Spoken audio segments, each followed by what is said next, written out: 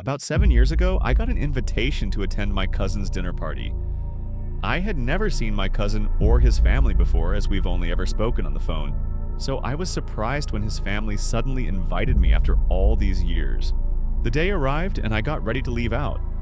The invitation listed an address that didn't show up on my GPS, so I pulled out a map and pinned the location manually. After I confirmed everything, I got in my car and drove out. As I was driving, I started noticing just how far I was venturing from civilization. Trees upon trees, farms fading into more farms. Where am I going? Eventually, I stumbled across an address that looked sort of right.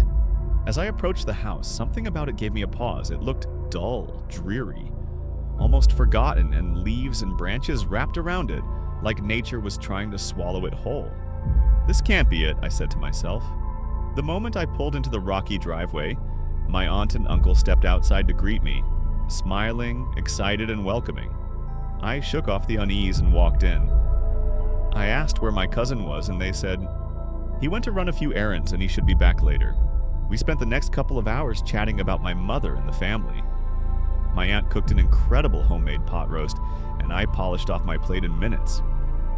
After dinner, we played an intense game of Uno, which was surprisingly fun but competitive. By the time we finished, it was almost dark and still no sign of my cousin. Regardless, I needed to leave as it was getting late, and I didn't want to be stuck in this strange, isolated place after nightfall. Since my GPS was useless out here, I asked my aunt and uncle the best way to get back to the highway. They gave me this confused look and said, "I thought you were staying the night." I explained that I couldn't as I had work in the morning and really couldn't afford to miss another day. "It's much better if you leave tomorrow morning," they said. "Trust me, you'll get lost." I brushed it off and told them not to worry as I was a solid navigator. I could get out of the Sahara Desert if I had to. Their faces changed. A little agitated now, they insisted strongly that I stay the night for my own sake. At that point, I was getting irritated and let out a sigh. "Fine, I'll stay the night, but I have to get up early." And just like that, their mood flipped again. Both of them were strangely ecstatic that I'd agreed, and they went off to get bed sheets and pillows. As soon as they were out of sight, I made a break for it as I bolted out the front door, jumped into my car, and tore out of that driveway like my life depended on it.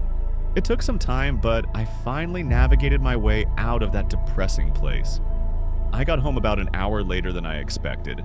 It was 11 p.m., and I didn't want to wake up my parents, so I climbed the fence and slipped in through the back door. That's when I noticed the kitchen light was on.